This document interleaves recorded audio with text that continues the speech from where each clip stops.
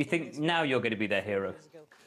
I don't know. I still think I'm second. I think I'm competing with Judd Trump as well with Bailey. Bailey loves Judd for, obviously he's mega into his snooker. So, yeah, hopefully I've nudged him off that mantle and I'll become his number one. But, yeah, you know, it's just so special to have them here. Obviously Bailey's still so young. He's only 6 years old. So I don't think he realises the enormity of what's just happened. But a beautiful moment that I'll never forget is Finley ran over to me. Obviously, he's 9 years old, so he's well aware. He said, "Dad, you're a world champion." And I was already crying, but I started crying even more. And yeah, that's a beautiful moment that I'll remember forever. Oh, great scenes and great win for Kyron Wilson, up to world number 3 now after that. A reminder of our top story before we go. Nottingham Forest have lost their appeal against a 4-point deduction for breaching profit and sustainability rules in the Premier League. It means the club stay 3 points above Luton, but just above the relegation zone. With 2 matches to go, Luton and Burnley still have a chance of survival after the decision was upheld. Forest take on Chelsea on Saturday, with Luton at West Ham and Burnley facing Tottenham. There we go. That's just about it from us here on Sports Day. Thanks for watching. We'll see you again soon.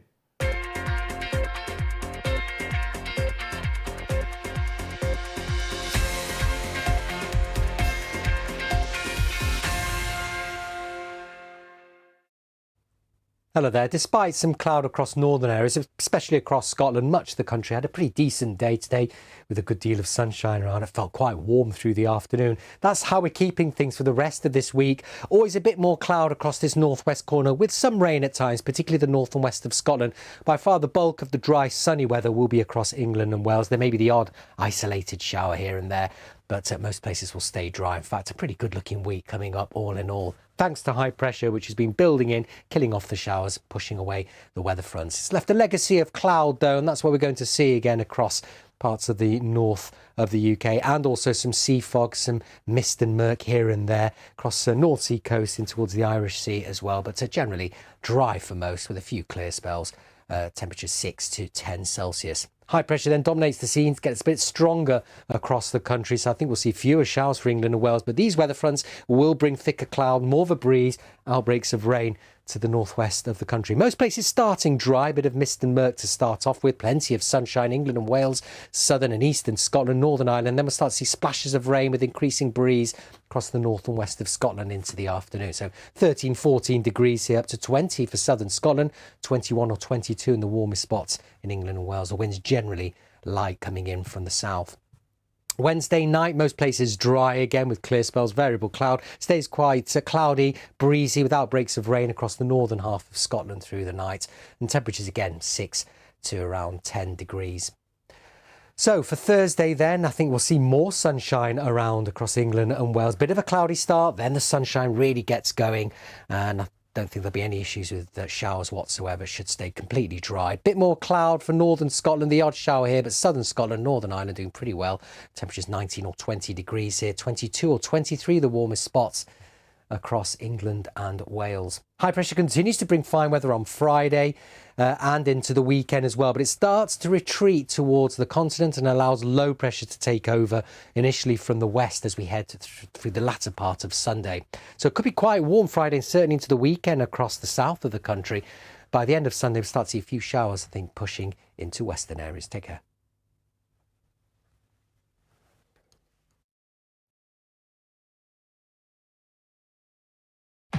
Get the BBC News app for breaking news live as it happens. Stay up to date with BBC News. Download the app. I want to talk to you about the politics of this. Did she not think she was going to get that question? It's important to remember that this is a negotiation. It's a good photo of. I have an opportunity to create chaos. There is always an email. We are so insignificant in this cosmos. Do you want some facts on baguettes? I'm just feeding you the stories. Maybe this is The Context. The Context. Weeknights from 8 p.m. on BBC News and iPlayer.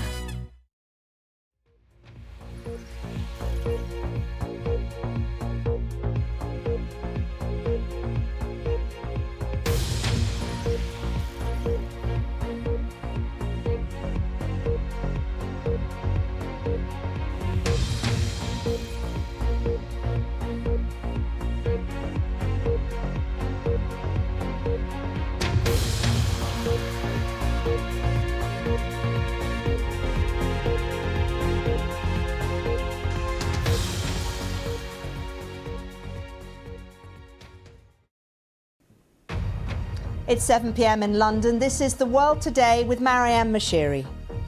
The adult film star Stormy Daniels is giving evidence in Donald Trump's hush money trial. The United Nations urges Israel to reopen 2 key crossings into Gaza as talks are underway in Cairo to agree a ceasefire.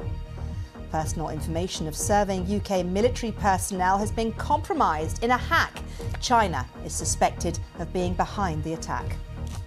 Also coming up on The World Today, Prince Harry is in London for the Invictus Games ceremony, but it's been confirmed he won't be seeing his father, King Charles, this time. And the Eurovision Song Contest kicks off in earnest tonight in Malmo. Who are the favourites to go through to the grand final? We'll have all the gossip for you.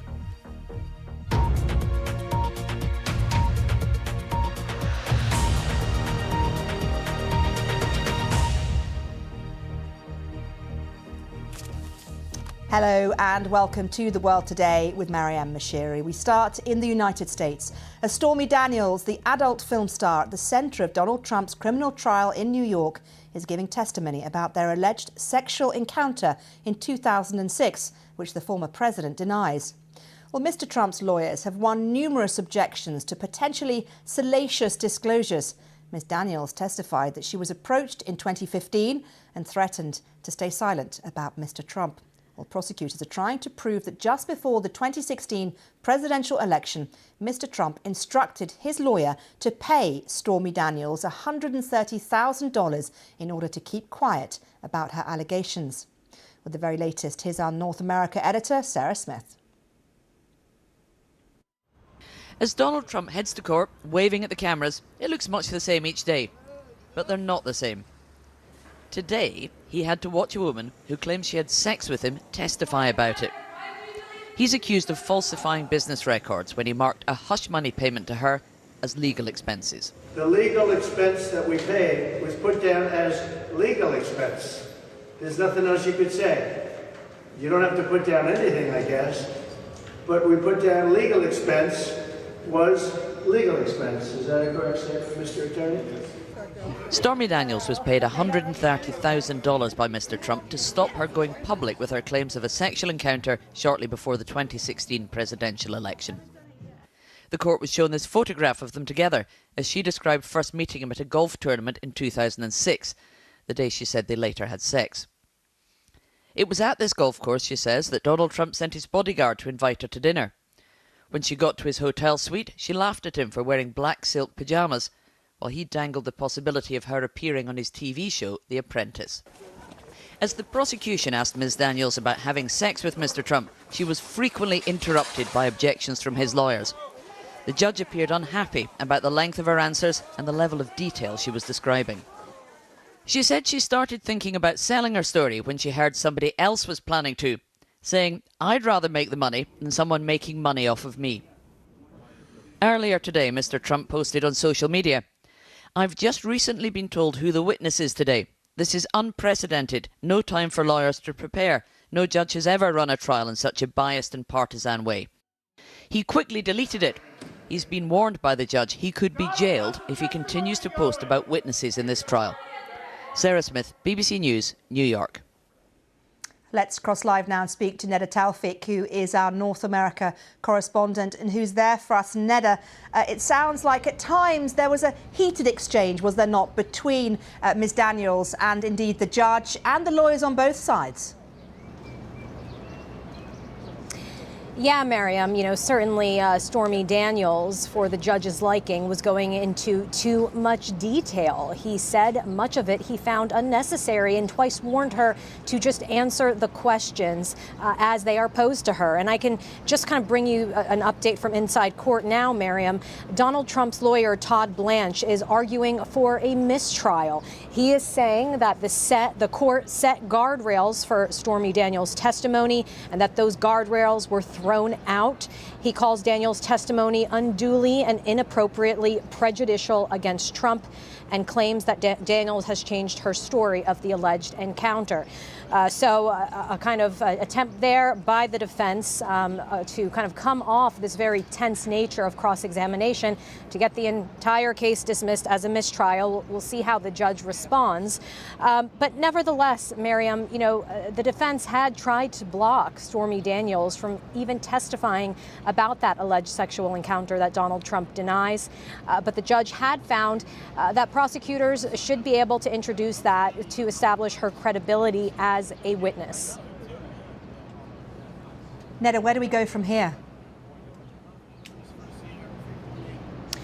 Well, Stormy Daniels is still on the stand. You know, she just got to the part of discussing the lead up to the 2016 election when Donald Trump was running and when many people were offering to buy her story of that alleged affair. And she said that ultimately she left it to her agent to negotiate a deal. And she wanted to do it not because of the money. She said in 2015 it was one of the best years she had. She was doing well financially, but she just wanted to be safe. She just wanted the story out there. So she agreed to that hush money payment. And I think we'll hear more from prosecutors, but of course then we will go to cross-examination by the defense. Neda, thank you very much indeed. Well, more, as always, on that story on the BBC's website. But now the United Nations says that Israel is not allowing humanitarian aid and workers into Gaza through the Rafah crossing after its forces took control of the Gaza side of the border with Egypt. Well, Hamas has warned that the Israeli incursion there aims to undermine efforts to secure a ceasefire. Last night, Hamas announced that it accepted proposals drawn up by international mediators, but the deal was rejected by Israel as far from meeting its core demands. A Hamas delegation has now arrived in Cairo for more talks. Hamas spokesperson said the ball is in the Israeli Prime Minister Benjamin Netanyahu's court. Paul Adams reports now from Jerusalem. A deal may now be tantalisingly close, but in Rafah, Israel's military pressure is relentless. Today, severing Gaza's last link with the outside world, the crossing point into Egypt. And raising their flag, sending an unmistakable message to Hamas. The noose is tightening. The sounds of approaching war echo among the displaced. Hundreds of thousands of Palestinians living in the sand against the Egyptian border or next to the sea. I don't know where to stay, Ahmed says. People are fleeing from Rafah and I have my children with me.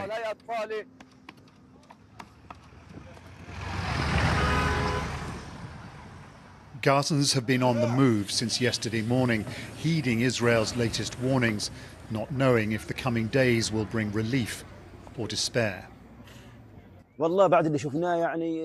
After what we've witnessed, they've said multiple times that there will be a ceasefire, but we're frustrated and we have no hope.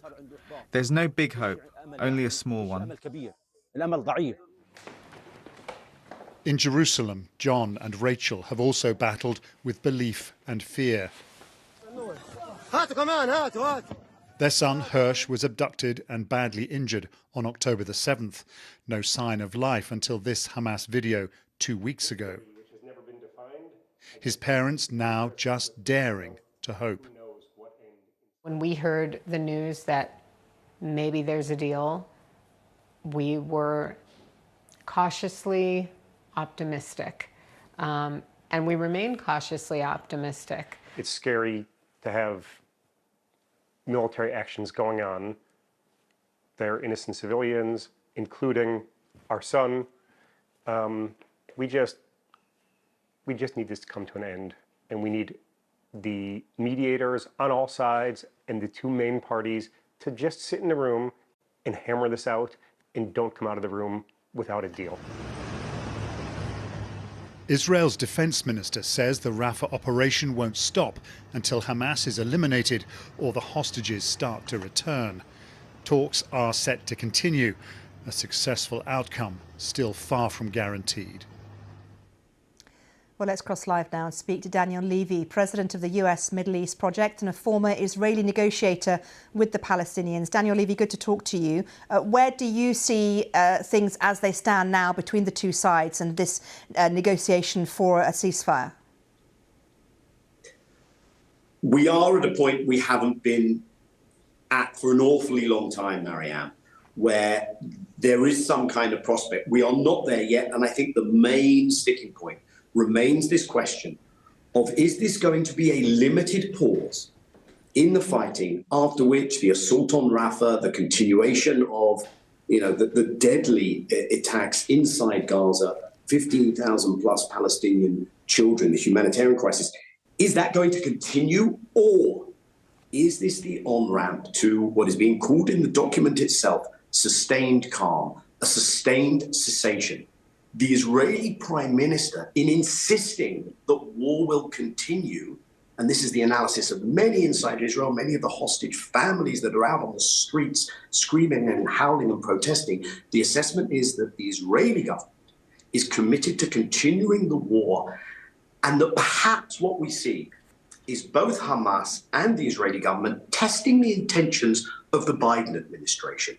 Are they going to do what they can, including on the weapons transfers to Israel, to force the hand of Netanyahu? It may still take some time.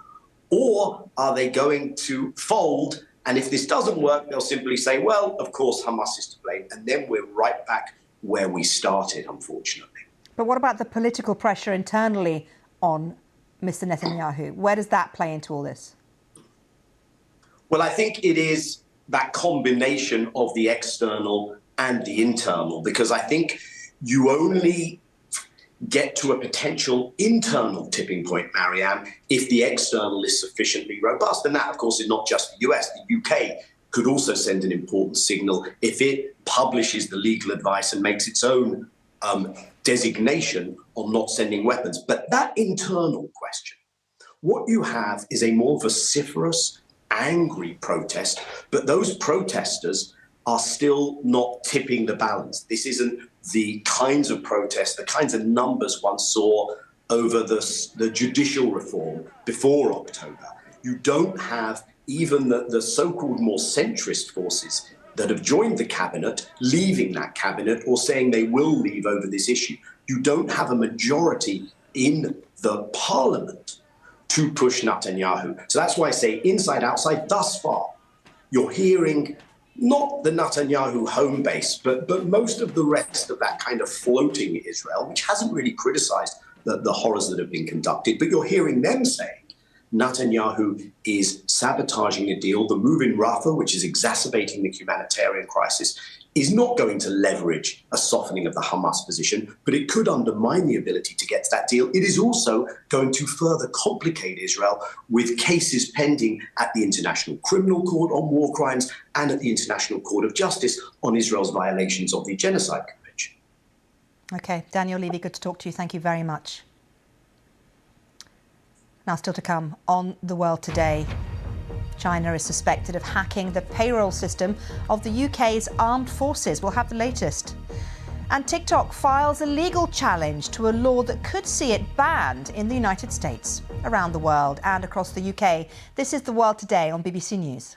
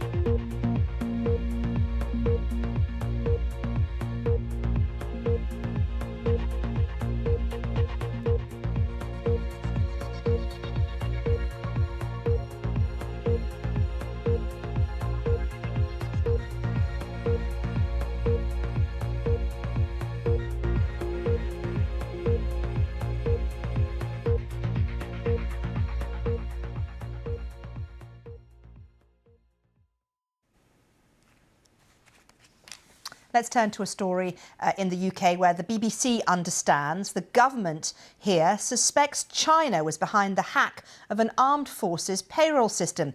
Prime Minister Rishi Sunak stopped short of naming the country responsible, but said a malign actor had compromised the payroll system. Well, China has described the suggestion as fabricated and malicious slander. Well, here's the Defence Secretary addressing MPs in the House of Commons. Mr Deputy Speaker, for reasons of national security, we can't release further details of the suspected cyber activity behind this incident. However, I can confirm to the House that we do have indications that this was the suspected work of a malign actor, and we cannot rule out state involvement. This incident is further proof that the UK is facing rising and evolving threats, and as I set out in my speech in Lancaster House in January, the world is, I'm afraid, becoming somewhat more dangerous. Well, our security correspondent Gordon Carrera explains why Grant Shapps stopped short of naming China. We haven't had an official accusation against China. I think we should be clear about that. There is a process which is called attribution, which the government does, where it says, we've looked at this incident and we think it was China. Now, that can often take time. So, for instance, there was a breach of the UK's Electoral Commission, which happened about 3 years ago and has only just been attributed to China. So that's how long it sometimes takes to publicly blame another country for something like that, because they want to be absolutely sure. So we have not had that public attribution of blame, and we may not get it for some time. So there is an assumption, a suspicion from officials that this was indeed China, partly because of Chinese behaviour in the past, because there have been these incidents where they've been going after this kind of data set. Well, let's speak now to Brian Lord. He's a former Deputy Director for Intelligence and Cyber Operations at GCHQ and now CEO of the cybersecurity group Protection Group International. Good to talk to you. Thanks for joining us here on The World Today. So what do you make of what's been happening? I mean, you know, some have blamed China. What do you think? I think the point Gordon has just made is absolutely right. Attribution is a very, very complicated, very, very difficult thing, and responsible governments do tend to want to be absolutely sure of their facts before pointing fingers in that way. That said, the nature of this type of attack is consistent with the historical activities of the Chinese government, but is consistent with other adversarial governments as well. So, whatsoever, it's a fairly sound assumption to point the finger in that direction. I think the UK government, as it should be, needs to be absolutely sure that that if it was China, then China should be named. At the moment, I think simply because of the nature of these things, it does take time to have that level of assurance. I mean, this is pretty embarrassing, is it not, for the Ministry of Defence? I think it is very embarrassing. And I think it's embarrassing for a number of reasons. I think that the first point that the Ministry of Defence has made is that core operational data, in other words, the real deep secrets of that are held in the Ministry of Defence, have not been compromised. But I think the embarrassment is one of two things. I think we shouldn't undermine the significance of an adversarial state or a malign actor, as being called, having access to the names, potential addresses, and the bank details of all of our armed forces. That creates a huge amount of unsettlement in the armed forces and their families, and the nature of the risk that they have. But more significantly as well, it is an embarrassment, primarily because I think the issue is, how was this system breached? Was it breached through the MOD, or, as we're led to understand, through one of their subcontractors? And it places question marks about their management of their supply chain. And for a ministry which is in the crosshairs of other states in terms of cyber activity and indeed any other activity, particularly at this time of geopolitical tension, I think it is a great embarrassment that one of the most secure ministries of state has been breached, whether directly or indirectly through a subcontract. OK, Brian, thank you very much indeed for talking to us on The World Today. Thank you. Now, TikTok has filed a lawsuit aimed at blocking a US law that would ban the video app in the country unless it's sold by its Chinese parent company. Now, in this filing, the social media company called the act an extraordinary intrusion on free speech rights of the company and its millions of American users. Well, let's cross live now to our North America correspondent, Gary O'Donoghue, who has the very latest for us. And Gary, tell us a bit more about what's happening here and what it potentially could mean for TikTok. Yeah, I think this lawsuit has been coming ever since Joe Biden signed that bill into law. As you say, an ultimatum effectively to ByteDance to divest or to face a shutdown. And really what the company is saying is this is an infringement of the First Amendment, which is the free speech amendment in the United States Constitution. And they've had some success making that argument in other courts up till now, where individual states have tried to ban them. So this is likely to bubble all the way up to the Supreme Court eventually. And they will argue, and have argued in this court filing, that not only is this there are constitutional problems, but the demands put on them are, as they put it, legally, technically, and commercially impossible. ByteDance and TikTok have been spending a lot of money in the United States trying to persuade the authorities and users that their data is safe. They've got a whole kind of exercise called Project Texas, where they've been spending nearly $2 billion trying to persuade the authorities that Americans' data isn't at risk from being transferred to the Chinese government. That's the accusation from not just Republicans and Democrats, but from some other parts of the national security infrastructure as well here. And also one of the other concerns is that that there may be, given that TikTok users are increasingly using the platform to get their news, there's some concern that that could easily influence or could influence the election coming up in November. Gary, thank you. President Putin has been sworn in for a new 6-year term at a ceremony at the Kremlin. Putin, who's been in power as president or prime minister since 1999, now begins his new mandate more than 2 years after he sent tens of thousands of troops into Ukraine. Well, back in March, Mr. Putin won a landslide victory in a tightly controlled election from which 2 anti-war candidates were barred on technical grounds. Britain, Canada and most European nations decided to boycott the swearing-in, though France said it would send its ambassador. Well, let's cross live now and speak to James Nixie, who's the director of Chatham House's Russia, Eurasia and Europe programmes. James, always good to talk to you. Thanks so much for joining us here on The World Today. Hello. What do you make of this inauguration? I mean, no surprises that we had the re-election and no surprises that the inauguration's going ahead, really, right? None whatsoever. I mean, they've done inaugurations before, so they have to do one again.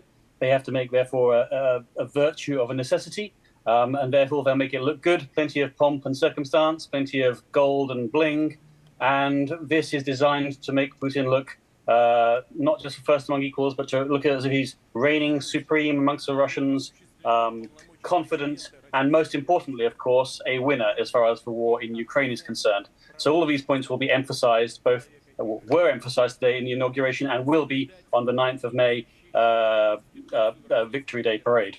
Some countries are boycotting the inauguration. Some countries are sending ambassadors. Interesting, isn't it, that Mr. Macron in France is sending one? It is. I suppose that is to offset the fact that Macron he has emerged as the leading hawk. He has recently talked about putting boots on the ground, NATO troops inside Ukraine. Or it may simply be a matter of protocol that the French feel that they can't eschew. But it is somewhat surprising. It's the outlier. You would expect Hungary, you might expect Greece, you would expect Slovakia these days. So France is definitely the odd one out.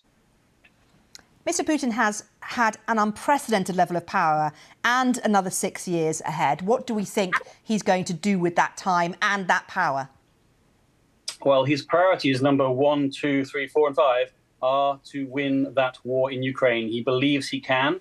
He believes he's on the right track. They have a plausible theory of victory, which is predicated, it has to be said, largely on the West not stepping up to the plate and not staying the course, not providing Ukraine with sufficient assistance. They may well be right in that regard.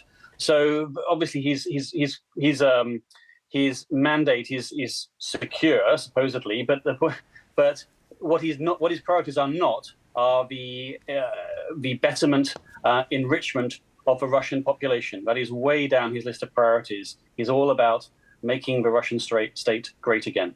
And very briefly, if you could, do you foresee at any point in the near future a time after Mr. Putin, a time when he will no longer be leader of the country?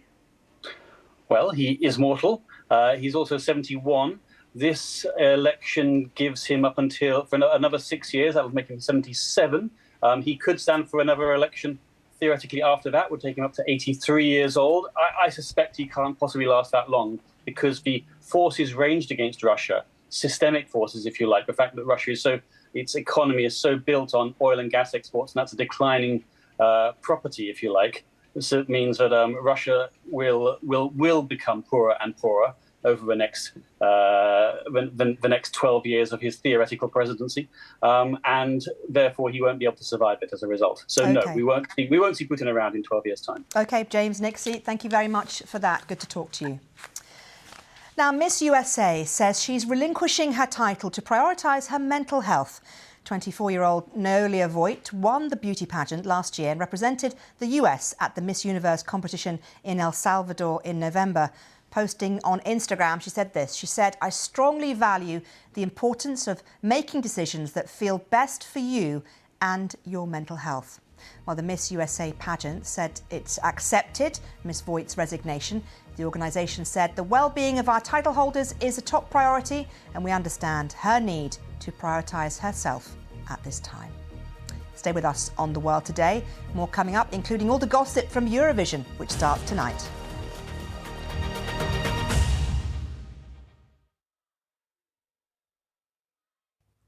Hello there. Despite some cloud across northern areas, especially across Scotland, much of the country had a pretty decent day today with a good deal of sunshine around. It felt quite warm through the afternoon. That's how we're keeping things for the rest of this week. Always a bit more cloud across this northwest corner with some rain at times, particularly the north and west of Scotland.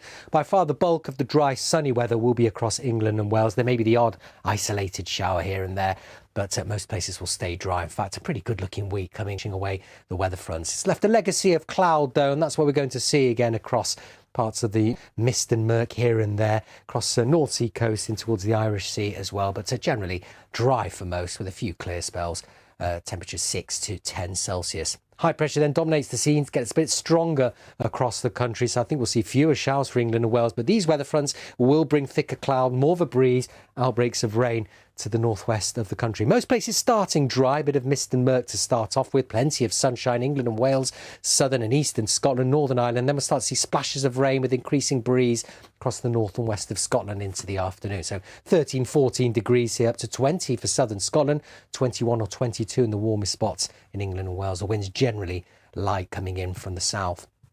Wednesday night, most places dry again with clear spells, variable cloud. Stays quite cloudy, breezy with outbreaks of rain across the northern half of Scotland through the night. And temperatures again 6 to around 10 degrees. So for Thursday then, I think we'll see more sunshine around across England and Wales. Bit of a cloudy start, then the sunshine really gets going, and I don't think there'll be any issues with showers whatsoever. Should stay completely dry. Bit more cloud for northern Scotland, the odd shower here, but southern Scotland, Northern Ireland doing pretty well. Temperatures 19 or 20 degrees here, 22 or 23 the warmest spots across England and Wales. High pressure continues to bring fine weather on Friday and into the weekend as well, but it starts to retreat towards the continent and allows low pressure to take over initially from the west as we head through the latter part of Sunday. So it could be quite warm Friday and certainly into the weekend across the south of the country. By the end of Sunday, we'll start to see a few showers, I think, pushing into western areas. Take care. Get the BBC News app for breaking news live as it happens. Stay up to date with BBC News. Download the app. I want Hip Life to be that good story that lifted black folks in Africa and all over the world, gave young people a voice. It's part of being an actor because I always say as an actor you can't be a control freak. You have to be willing to give up control.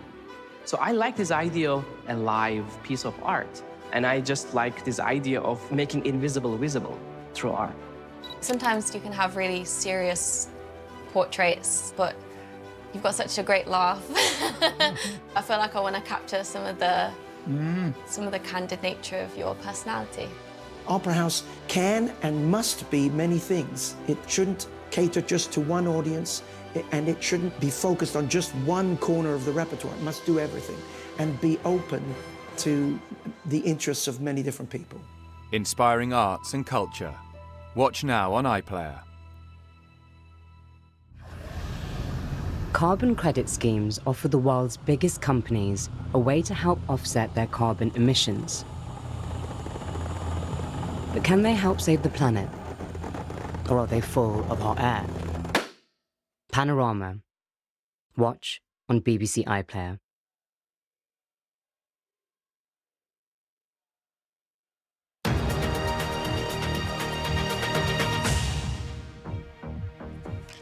This is BBC News. The latest headlines. The adult film star Stormy Daniels is giving evidence in Donald Trump's hush money trial.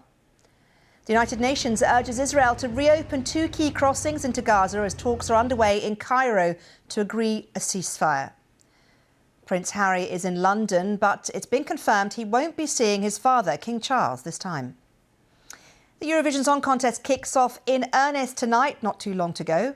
It's in Malmö. Who are the favourites to go through to the grand final? We'll have all the very latest for you.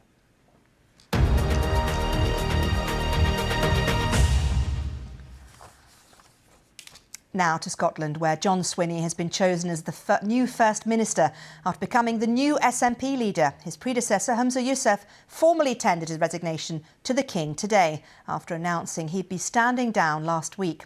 With more, here's our Scotland editor, James Cook. John Swinney is no stranger to this walk. He's been heading into Holyrood since the day it opened. Today, though, was different. It was the changing of the guard. And I call on Humza Yousaf. My heart will forever belong to Scotland. So to have the opportunity to defy the far right, to defy the racists, to defy the bigots who told me to go home, but be in a position to serve my home and to have had the opportunity to lead my home, well, that has been the most tremendous honour that I didn't think was reserved for people who looked like me. MSPs then voted in a new SNP First Minister, who said he agonised over whether to stand because of his concern for his wife in the pink jacket, who has multiple sclerosis. I cannot let this moment pass without making clear to Elizabeth my profound eternal gratitude for the sacrifices she is prepared to make to enable her husband to serve our country as First Minister. As for policy, he named one priority.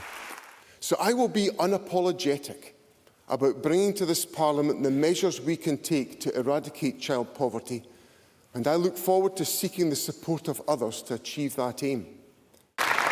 Words underlined with deeds as Mr Swinney crossed the floor to shake the hands of the opposition leaders. So, John Swinney insists he wants to get back to the founding principles of this Parliament, to the politics of consensus. But that leaves a couple of questions. One, is his pledge credible? And two, what do the opposition parties make of it? We'll continue with that constructive agenda on a progressive vision of Scotland's future and an ambitious approach to tackling the climate and nature emergency. What remains to be seen is whether John Swinney will be receptive. Is John Swinney personally a man you can do business with? As I'm a grown-up, and ultimately that means putting differences aside, and I will work with anyone. So yes, I can work with John Swinney, but we have to be clear that it's only on those areas of cooperation, the priorities for the people of Scotland, nothing to do with the Constitution. That has to be off the table. But for now, a moment of pride as the new First Minister heads into the official residence before being sworn in tomorrow. James Cook, BBC News, Edinburgh. Now, there's been a new twist in a peculiar case that's gripped Australia. A woman suspected of poisoning people with deadly mushrooms has pleaded not guilty to murder. Erin Patterson faces 3 counts of murder for allegedly dishing up a poisonous beef Wellington dish that killed her parents-in-law, Gail and Don Patterson, as well as Gail's sister, Heather Wilkinson. Well, Miss Patterson has always maintained her innocence. The lunch actually took place at her home in Leongatha, a 2-hour drive southeast of Melbourne, back in July last year. Police say the group was served death-cap mushrooms, which are highly lethal. Well, Miss Patterson was named as a suspect after she and her 2 children appeared unharmed after the lunch. It's also alleged that she tried to kill her estranged husband on 3 other occasions. Well, Miss Patterson has repeatedly said she didn't intentionally poison her guests. Her case, though, will now be fast-tracked to Supreme Court in Melbourne for trial, with her first hearing scheduled for the end of May. More details now on the case. Here's our Australia correspondent, Katie Watson. Erin Patterson has always maintained her innocence, but this was the first time that her legal team said she would be pleading not guilty to all charges against her. Now, the charges relate to a lunch that she put on at her home in Leongatha, which is a town a few hours' drive from here in Melbourne. At that lunch, she served a beef Wellington with mushrooms, and attending that lunch were her in-laws, as well as her mother-in-law's sister and her husband too. Now, after that lunch, all of the guests fell ill, and 3 of them subsequently died. The 4th guest in Wilkinson, he was in a coma before recovering, but the police said that it was alleged that she fed them death cap mushrooms. Now, also invited to that lunch was her former husband, Simon Patterson. He did not attend. Now, the charges against her are 3 counts of murder and 5 counts of attempted murder, and they also include previous alleged attempts against Simon Patterson's life. Now, also decided at the hearing was that the case will be fast-tracked to the Supreme Court. That means that a trial will come sooner rather than later, and the next hearing is expected in this court here in a few weeks' time. Now, in the UK, a woman motorist who says she's been left traumatised after being falsely ordered to stop on a motorway by a male driver posing as a police officer has been told there'll be no criminal investigation and that police have decided not to speak to the man face to face. She says she didn't stop because she feared it was a repeat of the Wayne Couzens case. Couzens used his police warrant card to falsely arrest Sarah Everard and then kidnapped and murdered her. Our Home Affairs correspondent June Kelly reports. Motorways bring safety issues for lone women drivers. This woman was on her own on the M1 in Leicestershire. She admits she was speeding. She wants to remain anonymous and is using the pseudonym Lisa. We've used AI to disguise her voice. She told us how she suddenly became aware of a male driver also on his own. He suddenly swerved in front of me. He wound his window down and was now waving a black wallet frantically up and down with a very visible police badge out of the driver's side window. And I thought, oh no, he's a policeman. I'm speeding, I should pull over. So I just pulled into the middle lane here, and he slowed back and pulled alongside me. With her car stationary, Lisa described what happened next. He leaned over, holding the steering wheel with one hand here and was waving it out of the passenger side window. And he was driving alongside me all the time, waving this thing, telling me to pull over. He was really angry and I felt really stressed. I immediately thought of Wayne Couzens and David Carrick. When she didn't stop, the male driver eventually slowed down and pulled off the motorway. Lisa noted his registration. When she reported him to the police, Lisa was told that the man was an officer with the Northamptonshire Force. Northamptonshire established that he wasn't one of their officers, but he had had a civilian role with them. And then when I found out he wasn't a police officer, I actually felt even more frightened and scared. So because now it was an alleged crime of impersonating a police officer, Northamptonshire passed it to the Leicestershire Force. This is because Lisa was driving in Leicestershire's patch. Leicestershire admit they were then slow to investigate and didn't speak to the man. There's a 6-month time limit on bringing prosecutions in cases like this, and the deadline was missed. Months later, and only because of Lisa's perseverance, the Northamptonshire Force finally spoke to the man on the phone. Apparently the first and only time he's been contacted by the police. He denied any involvement. I still actually feel really sick, really panicky, really shaky and really scared. I would say he was a fake policeman who wanted to do me harm or danger. It's obviously still affecting you badly. It is actually, yeah. I'm surprised actually how upset I still am. Northamptonshire police say only Leicestershire could have carried out a criminal investigation. Both forces have apologised to Lisa for their failings. June Kelly, BBC News, Leicestershire.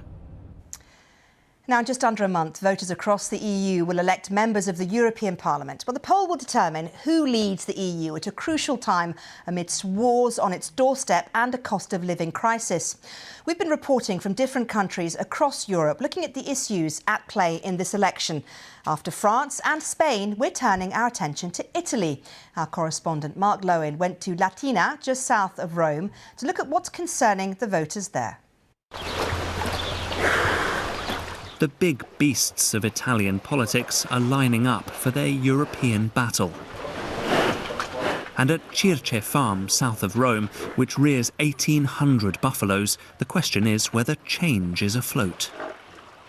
It's a very Italian family business, churning out exceptional mozzarella and ricotta. Here, the average... The grandson of the founder says the problems are many, from European farmers being undercut by non-EU countries to another long-standing Italian issue. It's not that easy to find workers. Medium salary in Italy is not growing up from a long time. And this is very sad because many times young university students prefer to not work instead of working just because of this. It means they employ migrant workers to fill the gap, and there's no shortage there, with new arrivals soaring by 50% last year, despite the government promising to crack down. So at the Centre for Young Unaccompanied Migrants, more keep coming, and the town is feeling the strain. It's okay for now, the numbers that we are receiving now. But I don't know in the future if they could increase more, if it would be okay. It would be a little difficult. You're at your maximum point, do you think? Maybe, yes, I think so. They put together pieces of broken lives in a country they'll now call home. Inusa paid smugglers €2,000 to get here from Burkina Faso. Lots of Africans think Europe is a paradise, but it's not true. Now I tell people back home to stay there, but I know they will keep trying. And even if Italy wants to stop the boats, it's impossible. So the to-do list is long for Giorgia Meloni, elected Prime Minister 18 months ago and still leading the polls.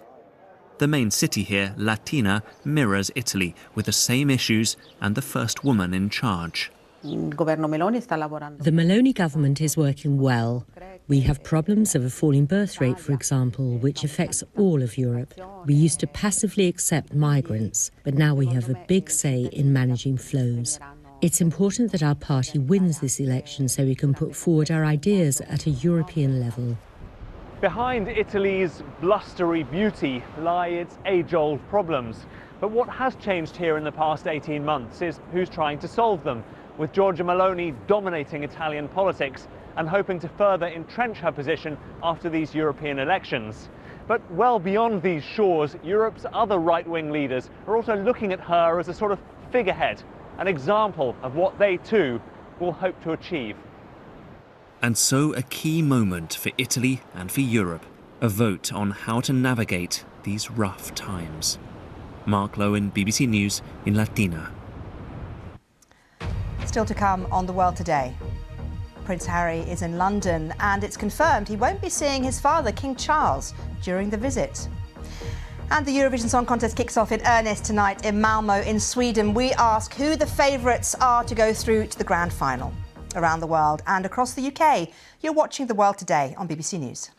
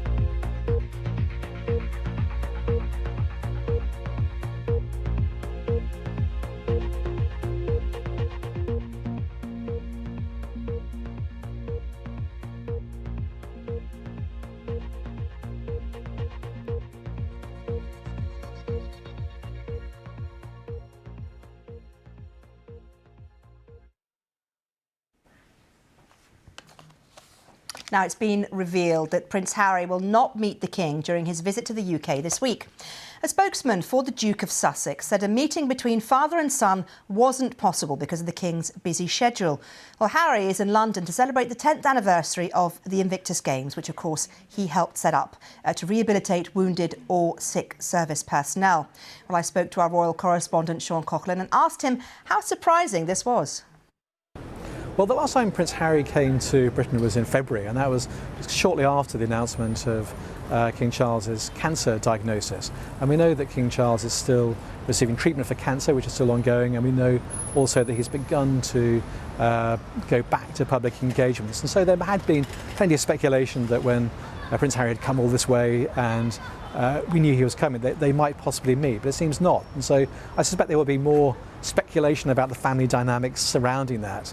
And it's not just King Charles who won't be meeting, it'll be other senior members of the royal family. So I think, as you suggest, this might be slightly surprising that he won't meet any of his family. Now, let's take you to Eurovision. Tonight's semi-final will open the much-anticipated concert in Malmö in Sweden. 15 of the 37 countries will perform tonight. Only 10 of them are going through to the grand final on Saturday.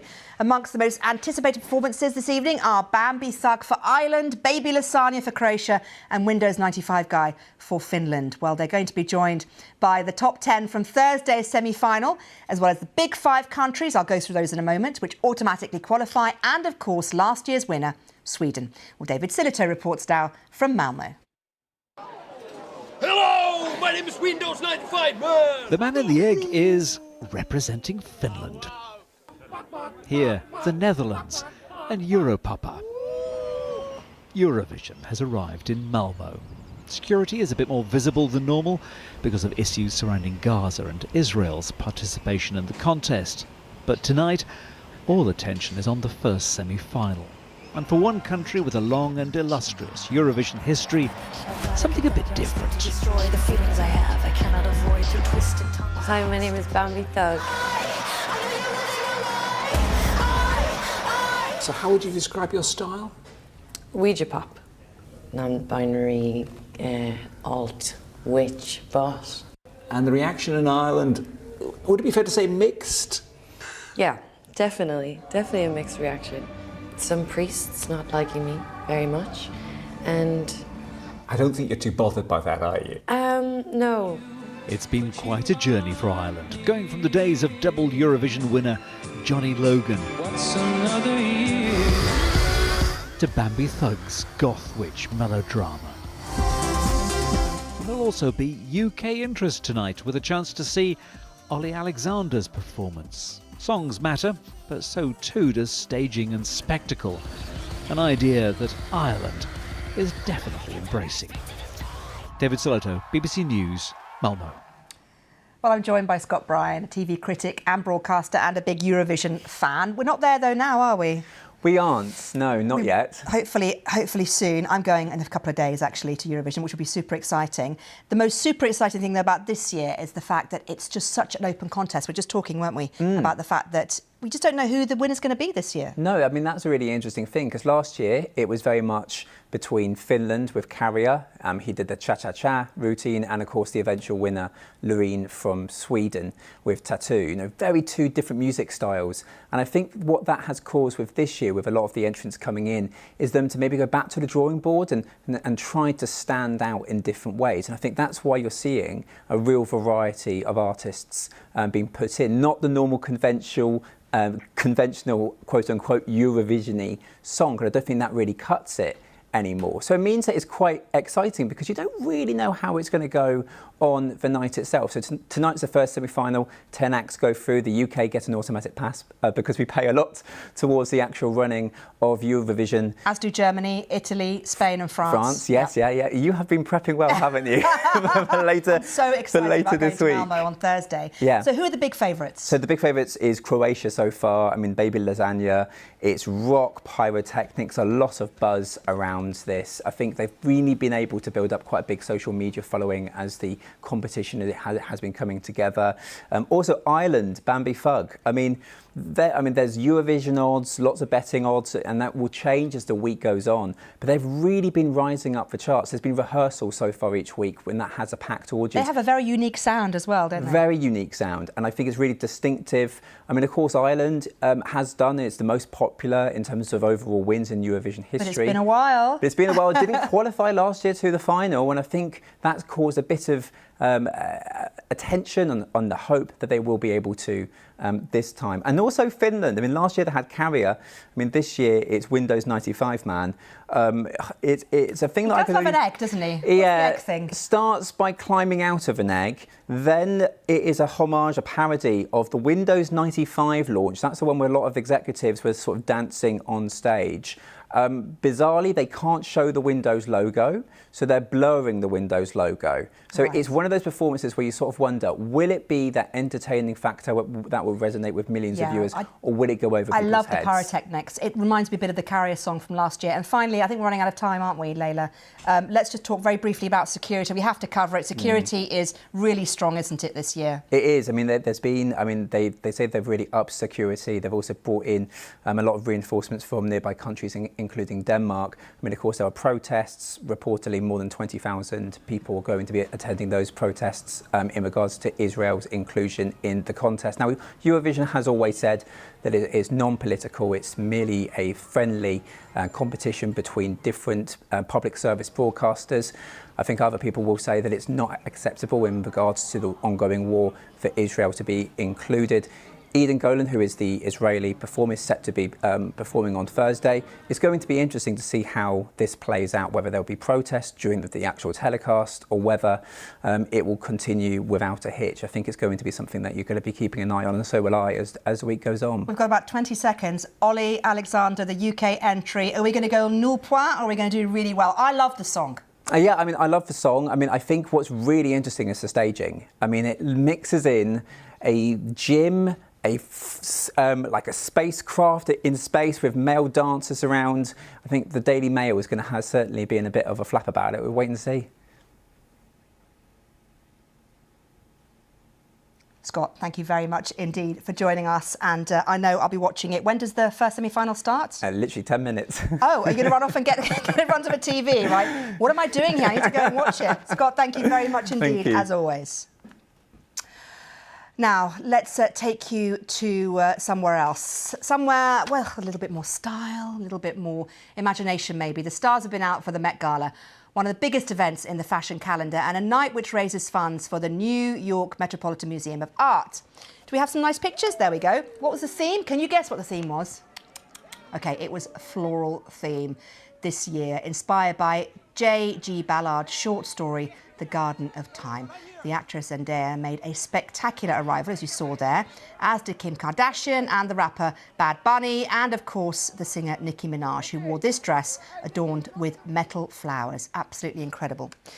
Well, in a separate development, AI-generated images of Katy Perry and Rihanna at the Met Gala have been going viral on social media. Now, neither of the singers were present at the event. That didn't stop the fake images of them being circulated on X. Our disinformation correspondent Mariana Spring has the details. What did you think of Katy Perry's look at the Met Gala? Well, turns out it wasn't real.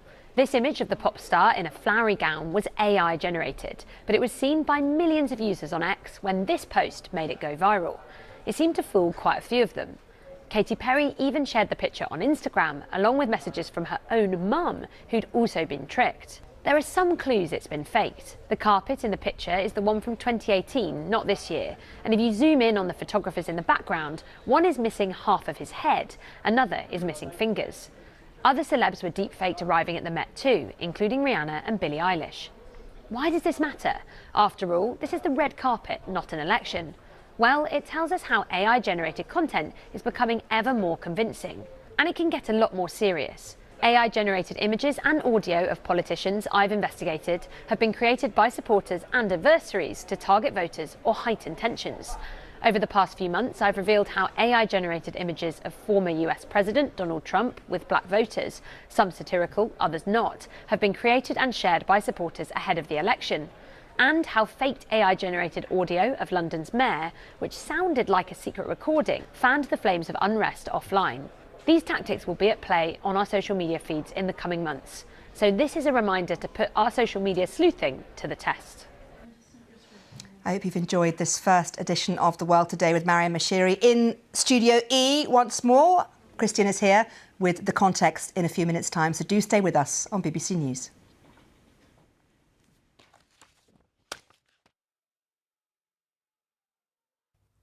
Hello there. Despite some cloud across northern areas, especially across Scotland, much of the country had a pretty decent day today with a good deal of sunshine around. It felt quite warm through the afternoon. That's how we're keeping things for the rest of this week. Always a bit more cloud across this northwest corner with some rain at times, particularly the north and west of Scotland.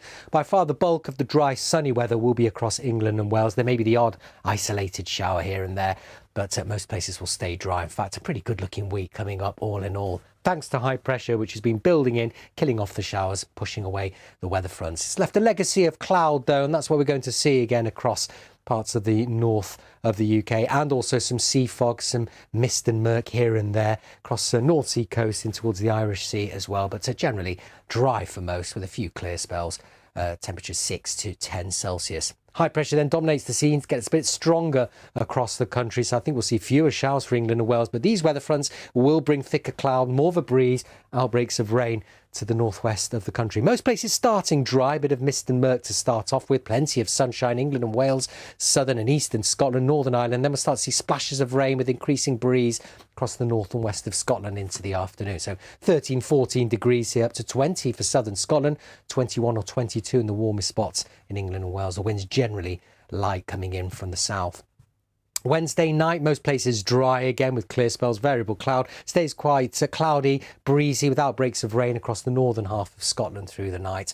And temperatures again 6 to around 10 degrees. So for Thursday then, I think we'll see more sunshine around across England and Wales. Bit of a cloudy start, then the sunshine really gets going, and I don't think there'll be any issues with showers whatsoever. It should stay completely dry. Bit more cloud for northern Scotland, the odd shower here, but southern Scotland, Northern Ireland doing pretty well. Temperatures 19 or 20 degrees here, 22 or 23 the warmest spots across England and Wales. High pressure continues to bring fine weather on Friday and into the weekend as well, but it starts to retreat towards the continent and allows low pressure to take over initially from the west as we head through the latter part of Sunday. So it could be quite warm Friday and certainly into the weekend across the south of the country. By the end of Sunday, we'll start to see a few showers, I think, pushing into western areas. Take care.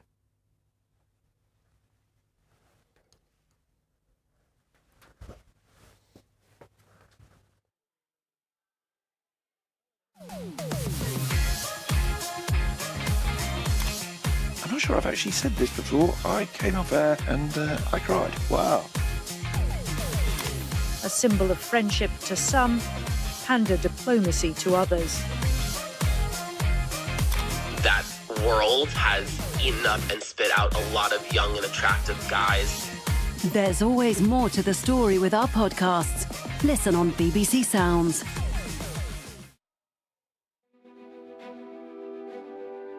I want Hip Life to be that good story that lifted black folks in Africa and all over the world, gave young people a voice. It's part of being an actor, because I always say as an actor, you can't be a control freak. You have to be willing to give up control. So I like this idea of a live piece of art. And I just like this idea of making invisible visible through art. Sometimes you can have really serious portraits, but you've got such a great laugh. I feel like I want to capture some of the candid nature of your personality. Opera House can and must be many things. It shouldn't cater just to one audience, and it shouldn't be focused on just one corner of the repertoire. It must do everything and be open to the interests of many different people. Inspiring arts and culture. Watch now on iPlayer. What does it take to become a top opera star like tenor Jonas Kaufmann, Welsh bass baritone Sabryn Terrell, and Greek-American soprano Maria Callas? I'm on a mission to find out how opera is trying to attract new audiences and reinvent itself.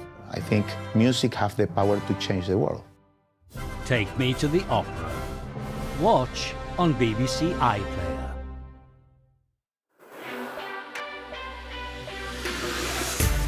I see myself in the girls that we're fighting for. Climate change is real, and we must act now. Argument is less powerful than emotion, and negative emotion is more powerful than positive emotion. More than anything else, when we have more feminist storytellers, things will change. When big names talk, they talk to us.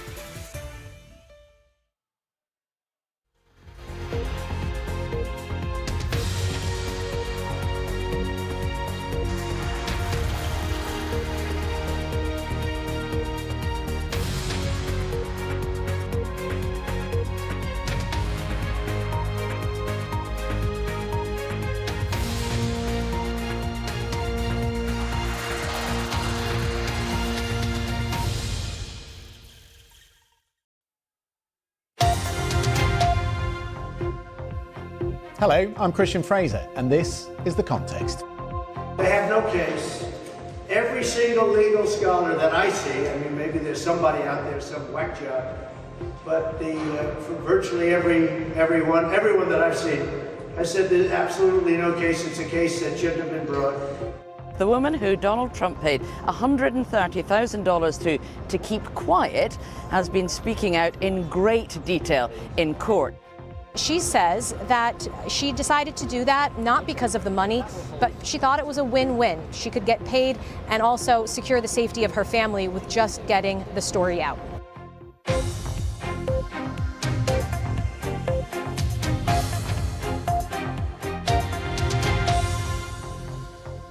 Yes, the people call Stormy Daniels, the adult film star who slept with Donald Trump and was paid for her silence. She takes the stand in Manhattan. It has been a salacious day in court.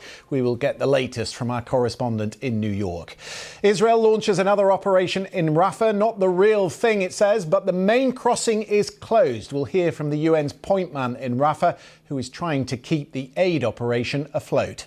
And a plot to assassinate President Zelensky. Foiled, but what does it tell us about Russia's intent and the enemies within? Very good evening. Stormy Daniels was paid $130,000 for her silence, but that's not what this case is about. It's not the act of paying the adult film star that is under legal scrutiny here. The prosecution allege it is the manner in which she was paid and how it was ultimately covered up. Daniels was paid by Donald Trump just before the 2016 election. The defence say to protect his family. But the prosecution alleged she was paid through his advisor, Michael Cohen, who was later reimbursed for legal services by the Trump Organization.